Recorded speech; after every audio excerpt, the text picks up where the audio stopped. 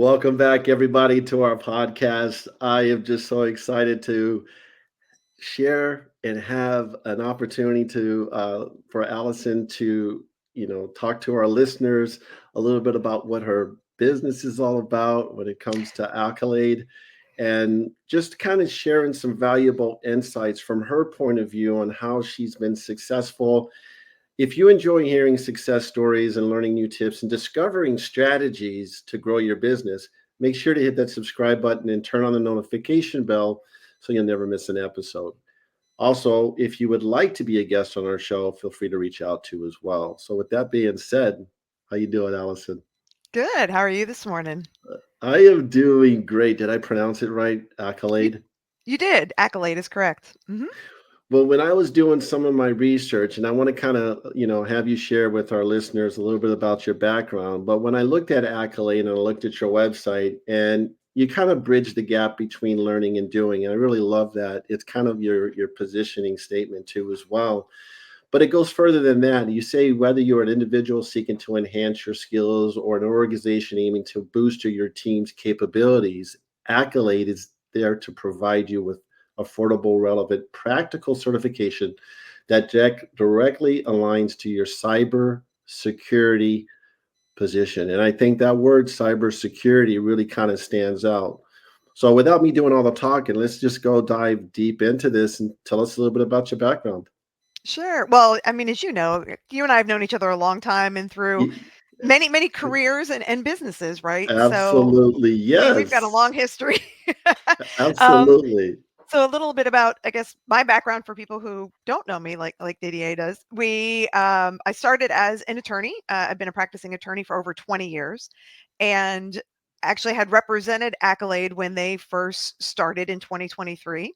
And after a bit of time, I really loved what they were trying to accomplish and do in the industry for cybersecurity profession, and really make that practical application as opposed to just a brain dump type of exam. I myself am not a great test taker, but there is a need to have some validity and verification of someone's actual skills in this job market in this day and age. Cybersecurity is such, it's not even a hot trend, it's a necessity for every business, right? It is Absolutely. something that you have to make part of your business planning at this point.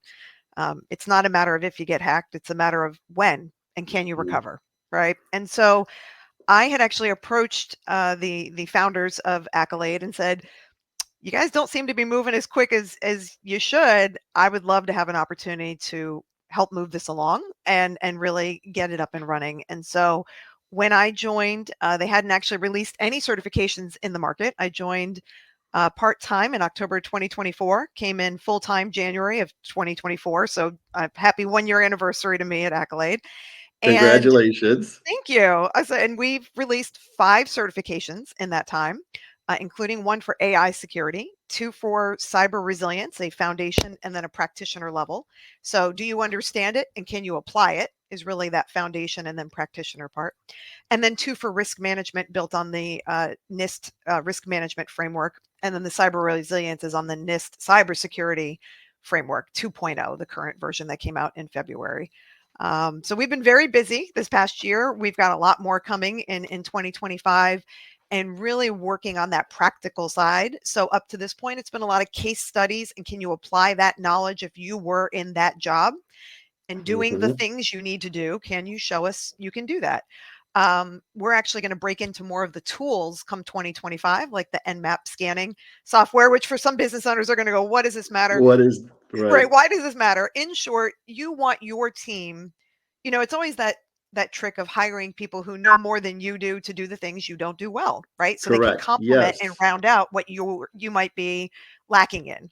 And you want a team that has the skills, has the knowledge, has the understanding as to how to keep your business secure and running and functioning and then recover when an incident occurs and to be able to plan for that. And so that kind of attracted to me to what they were doing at Accolade to be part of it. I think that's well stated. And in today's environment, Allison, when you mention the word AI, right? Mhm. That's huge. It is. Can you expand a little bit on that and what you see coming from your point of view in the business that you're in? Well, AI is fascinating, right? So there's a lot of talk of it's replacing all the jobs. The way that we really see AI and that anyone should approach AI is it is a tool just like any other tool that you have. And Correct. use tools, there are safety measures you need to take. If you're going to take out a hammer, you don't want to smack your thumb, right? I mean, not to make it Mhm. simple, but it is to help break it down that way, right? You're not going to Right. go use a chainsaw without the proper safety equipment and, put on your goggles before you take certain actions. Correct. AI is no different. And so people think it's just plug and play, but unless you know what you're putting in and then what the machine is doing with your information on the back end, you're just acting without your safety tools, right? Without your net in place. And so AI has that ability to help and to help grow and to help businesses make decisions, but you have to make sure you're setting it up properly, that you're maintaining it properly, that you have people that understand the security ramifications, and not each AI tool is the same. They operate differently. They keep your information differently. They share it differently with other parts of the world and other users. And so you don't want to have somebody on your team just using a free version of ChatGPT. And then everybody in the world now is, that information is used to kind of train the model. And then everybody has access to your business information. You don't wanna do that. Interesting. So, Right. you need to have if AI, you're like, "This sounds interesting," don't just jump into it and kind of play with it with your information, right? You're gonna wanna Hmm. find someone to show you how do you secure it, how do you use it properly for your team, but again, it doesn't really replace somebody, it always takes human oversight, right? There's hallucinations, where if the machine doesn't know the answer, it's gonna make one up, and if you Hmm. don't know any better, you assume that's accurate information, and then you put that out there, and that's not a good thing. I mean, there for lawyers in particular, there are ethics opinions about using AI. There's judicial opinions about when and American Bar ABA Association opinions that are out there about lawyers who use AI to draft their pleadings to file in court and aren't checking the sources to make sure they're actual rulings and not made up opinions that they're citing in their materials. In other So words, that they're true and valid, right? correct, that yes. So the validity of what the output is from your AI is one thing. What happens to what you're putting into the machine is another, right? You don't want to stick your fingers in the machine and lose them. So same thing with your business information, and that's that security piece on the back end and knowing which companies are doing what with your information. Are you the product at the end of the day when using the machines, right? Hmm. So there's a lot to understand there, but it's worth exploring because there are things. I mean, I use AI a lot to help me get through certain things in a day. So I Right. tend to, as you could tell, I'm a little straightforward and a little long-winded at the same Well, time. I've always known that about you, and that's admirable, to be honest with you, because you're not fake. You're true at heart. Well, and so I So, train the AI to try to sound a bit like me right. because there are times when I need to respond to customer support tickets. Hmm. And you wanna make sure I don't always think like a customer support agent. And Correct. so, I use that to help add that language. I still put my actual input. I don't have the thing do it for me, and this is where that human interaction piece is. Hmm. But it's like, "Help me respond to this ticket, and here's a draft response." And then it can soften or add to it or add a Hmm. call to action that I didn't think of. And so it really cuts down my draft time from a few minutes to maybe a few seconds. That helps me in a day when I've got, thousands of things to take care of. So there's lots of good uses for AI. It's great at examining large things of data and compiling them and Compiling helping you. them. It really does. But, for lawyers, you can't just go throwing discovery into Hmm. ChatGPT because there's ethical considerations there, right? That's people's private information, that's business information, that's banking information, that's birth dates, that's you don't know what's on the documents that you're putting into it to analyze. And you have to make sure Oh, that everything's set up securely. that's a very, very good point. Wow. And you never think about that. But like you said earlier, you were saying AI doesn't replace the human element.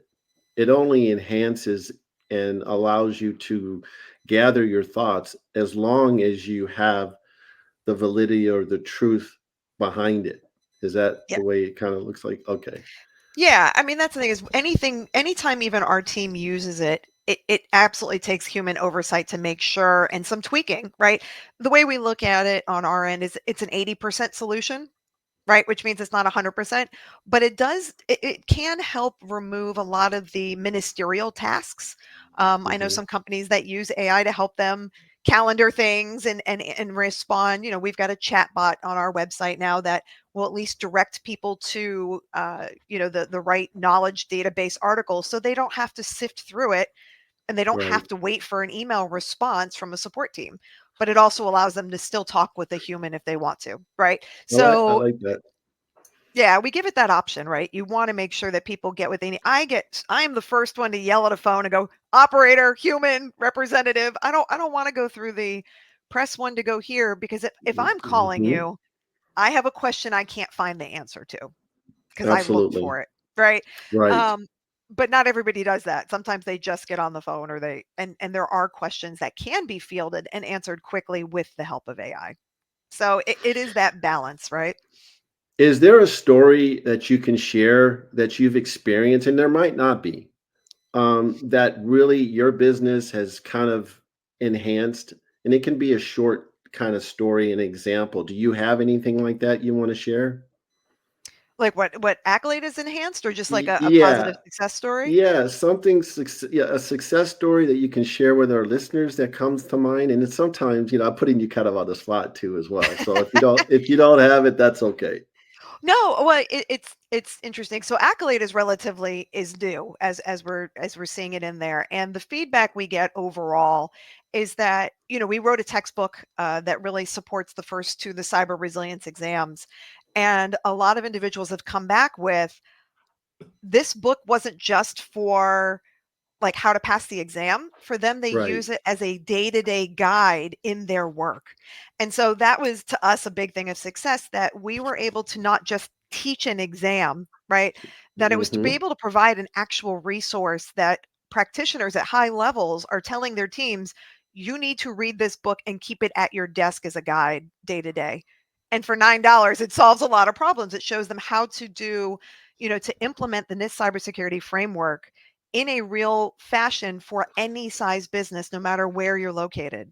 And so it is a tool, but it's also written at a 10th grade reading level because a lot of people that use, Hmm. even though the NIST cybersecurity framework is a United States concept, we'll say, right, that comes out of our governing documents here, other countries use it almost exclusively because it's a framework that can be applied and is meant to be applied. It's not really a regulation, but more of here's a set of suggestions. And the actual document itself is only 28 pages. But we've created something where you can take it and go, oh, that's how I make the pieces fit. Essentially, it's like getting a box of Legos without the instructions, and you can make Right. anything you want out of it. We give you some instructions to show you how to make something out of it. I like So, that those two words, how to, right? yes. Having that book put it to the side and in layman's terms, so the average person can actually read it. So kudos to you, because when you talk about cybersecurity, that and the word itself is something that you really kind of like step back and say, "Wow, what is this? Well, there's a What's?" lot in that word, right? Mm, yes. It's an umbrella. People think, "Oh, cybersecurity," but they don't realize even when they transition into the profession, and that's been a rewarding thing for me, is getting to meet all of these different people at different stages in their career, whether they're brand new and, "Hey, I just wanna do this," or transitioning from something else into this field, and understanding that umbrella and what there is so much that's under cybersecurity, right? Mm, It's yes. are you hacking? Are you incident response? Are you, doing the SOC analyst type of thing, looking at how do you respond to the incidents type of deal? Are you helping, do the preparation and planning for a business? Are you the consultant that says, here's how you put it into place? Are you the chief information officer who's directing the entire team? There's so many different ways to be part of it. It's kind of like law. That's why I find this fascinating. I find there's a lot of similarities. You go to law school and you can become a lawyer and Right. or a doctor, right? And you can technically Right. practice anything within there. But when you think about your lawyers or your doctors, if I practice in business law, I may not know the first thing about family law. And if I do Correct. criminal law, you don't want to hire me to do antitrust if that's Correct. not one of my unique skill sets within there. Specialties. Yeah, when you go to a general practitioner, you're not going to ask him for your proctologist exam, like Absolutely. generally Yes. speaking, right? Right. So cyber is really like that, where it's got those little bit of nuances and specialties within it. And so a lot of people just think cyber is one thing, but really it's just that umbrella that everything else is housed underneath. So Wow, Allison, such great information in such a short amount of time. I love it. And, you really bring a sense of, value in terms of what you're doing, for your customers. And I love that so much too, as well. And you definitely know what you're talking about. So on another note, there's listeners here that are wanting to help grow their business. There may be some that are aspiring entrepreneurs. I always try to give them some tidbits from our guests, such as yourself. Can you give any kind of inspiration or insight, few examples on what makes you successful? so that's such a great question. And success is defined in so many different ways, Absolutely right? correct. It could be dollars, it could be goals, it can be whatever that definition is for you. And for me, it's always several Relationship, different right? things, relationships. Relationships. So for me, I mean, as you know, I've always built whatever business I'm doing on a relationship basis, right? And Absolutely. it's that trust, right? It's that ability to communicate. It's that making yourself available and really providing that human level experience that you can't get otherwise, and that care and that empathy to what, as a lawyer, people come to you with your problems, right? With their Hmm. problems, right? And it's your job to help them try to navigate something that's otherwise difficult, because honestly, who wants to go to a lawyer? Right? Right. Not even lawyers want Right. to hang out with other lawyers, generally speaking, right? So, um, you come to us with a problem. And so, what's always made me successful is, as you mentioned at the very beginning, I'm human. I make mistakes. I put on my pants one leg at a time, just like anybody else. And I try to understand where you're coming from, but also try to see past where your roadblocks might be and offer solutions, not just on the legal side, but also on the business side. I did a lot of business law and working with organizations. And how do we get you from A to B to maybe to Z, right? Whatever that is for you, and be part of a partnership as opposed to just, I'm going to fix this one problem and move on.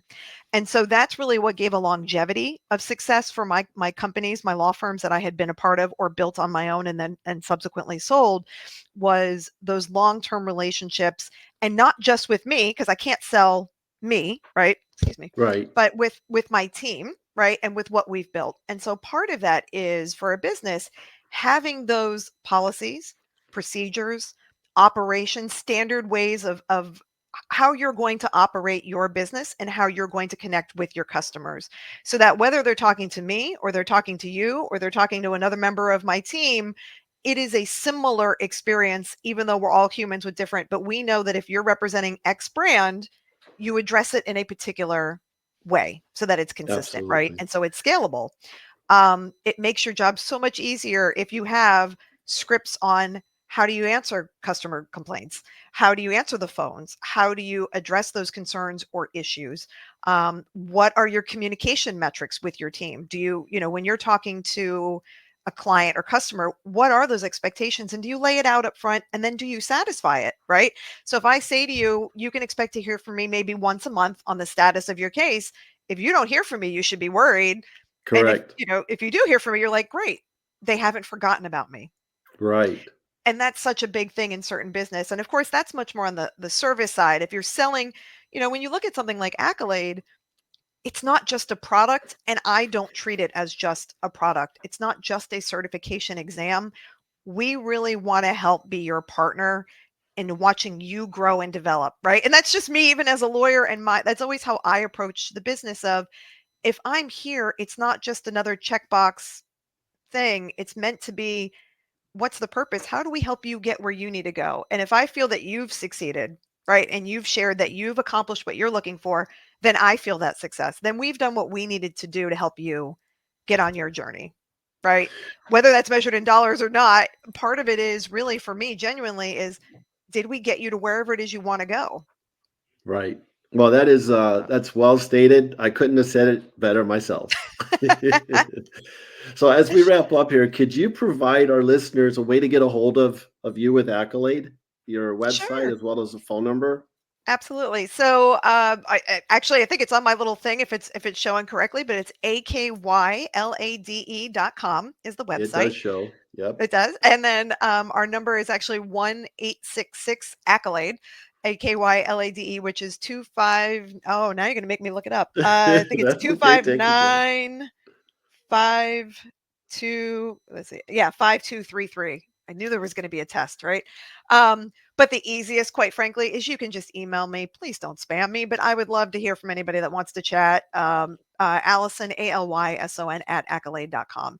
So I don't use AI to answer my emails. Like, I read and address all of my emails that come in. And usually people are a little surprised that the CEO is emailing them back, but I'm like, don't be, that's who I am. If I have time to be able to address this individually, I want to do that. Like I said, And it's a human approach, right? We just want that connection.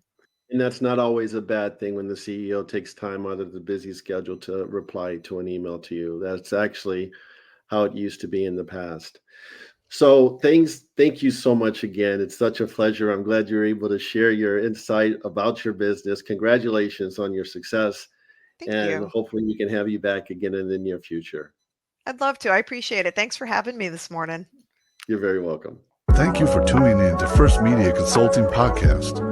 If you enjoyed the podcast, subscribe today. To nominate a business you would like to recommend to be on our show, go to firstmediaconsulting.com or call. Thank you for